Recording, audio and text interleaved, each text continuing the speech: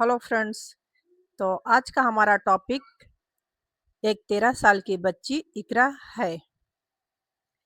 ये कहानी है इकरा की, जिसकी जिंदगी एक घरेलू कामगार के तौर पर शुरू हुई और क्रूरता के ऐसे अंधेरे में खत्म हुई जिसने पूरे देश को झकझोर कर रख दिया। इकरा शायद सिर्फ 13 साल की थी। एक ऐसी उम्र जब बच्चियां स्कूल के मैदानों में खेलती हैं और सुनहरे भविष्य के सपने देखती हैं, लेकिन गरीबी ने उसे इस बचपन से वंचित कर दिया था। उसके माता पिता, जो मुश्किल से 2 वक्त की रोटी कमा पाते थे, उन्होंने इकरा को रावलपिंडी के एक अमीर परिवार के घर में घरेलू कामगार के तौर पर भेज दिया।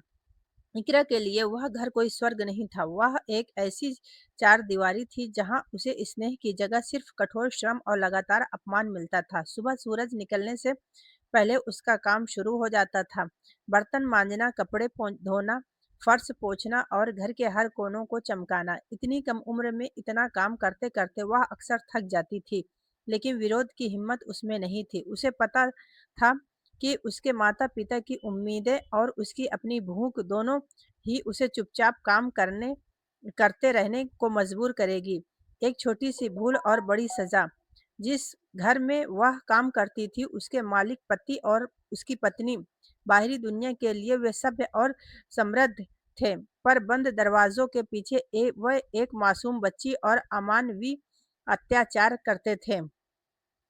अगस्त 2023 की एक मनहूस दोपहर थी। इकरा, जो दिन भर की थकान के बाद बुरी तरह भूखी थी, ये एक छोटी सी गलती हो गई। उसने उस दंपति की बेटी के लिए रखी एक चॉकलेट उठाकर खा ली। किसी गरीब भूखे बच्चे के लिए यह एक छोटा सा मासूम लालच था, लेकिन उनकी पत्नी के लिए यह उनके आधिपत्य पर हमला था। पत्नी का गुस्सा 7वें आसमान पर पहुंच गया। वह गुस्से से पागल हो गई और उसने इकरा को सबक सिखाने की ठान ली।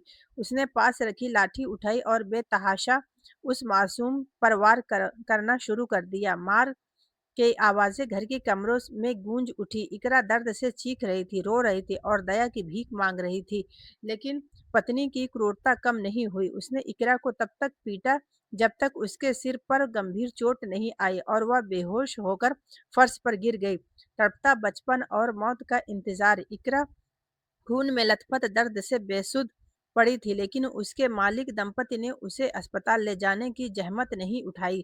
शायद उन्हें लगा कि वह यह उनके खिलाफ एक कानूनी झंझट बन जाएगा। अगले 4 से 5 दिन तक इकरा को उस घर के एक कोने में तड़पते हुए मरने के लिए छोड़ दिया गया। वह न ठीक से खा पा रही थी, न चल पा रही थी। अंदरूनी चोटों और सिर की गंभीर चोट ने उसके शरीर को धीरे धीरे खत्म करना शुरू कर दिया था। जब इकरा की हालत बेहद बिगड़ गई और उन्हें लगा कि अब मामला छिपाया नहीं जा सकता, तब कहीं जाकर वे उसे अस्पताल ले गए, लेकिन तब तक बहुत देर हो चुकी थी। अस्पताल में डॉक्टरों ने इकरा के शरीर पर अत्याचार और भयानक निशान देखे। उन्होंने पुष्टि की कि बच्चों को अमानवीय यातना की दी गई थी।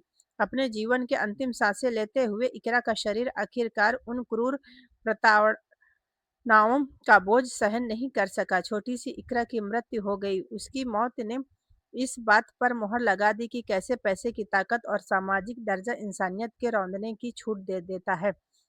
न्याय की गूंज और गिरफ्तारी। इकरा की दर्दनाक मौत की खबर जब सार्वजनिक हुई तो पूरे देश में आक्रोश फैल गया। सोशल मीडिया पर जस्टिस फॉर इकरा, इकरा के लिए न्याय की गूंज सुनाई दी। लोग सड़कों पर उतर आए, पोस्टर उठाए जिनमें जिनमें लिखा था, कत्ले अजीम, महान हत्या। यह इकरा की मौत नहीं, बल्कि मानवीय मूल्यों और कानूनी व्यवस्था की विफलता थी। जनता के दबाव और विरोध के चलते पुलिस ने पति और पत्नी के खिलाफ मामला दर्ज किया और उन्हें गिरफ्तार किया। इकरा की कहानी सिर्फ एक बच्ची की मौत की कहानी नहीं है, यह उन हजारों घरेलू कामगारों के दर्दनाक दास्तान है जो बिना किसी सुरक्षा और अधिकारों के अमीर घरों में काम करते हैं। इकरा की चॉकलेट खाने की गलती नहीं थी, गलती उस व्यवस्था की थी जहां एक मासूम की जिंदगी एक चॉकलेट के टुकड़े से भी सस्ती थी।